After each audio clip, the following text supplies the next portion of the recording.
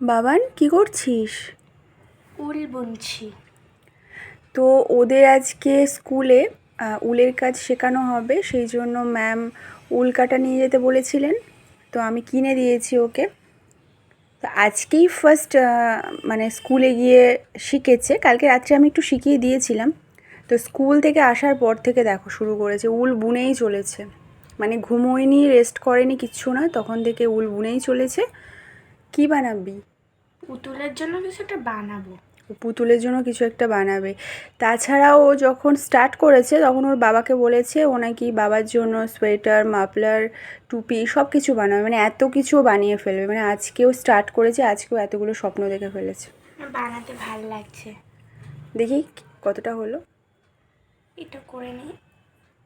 একটু দেখা, কাঁটাটা তুলে দেখি তো, দেখি। এই যে বাহ, কিছু একটা বানানোর চেষ্টা করছে, যাই বানাক। এখনও করবি নাকি?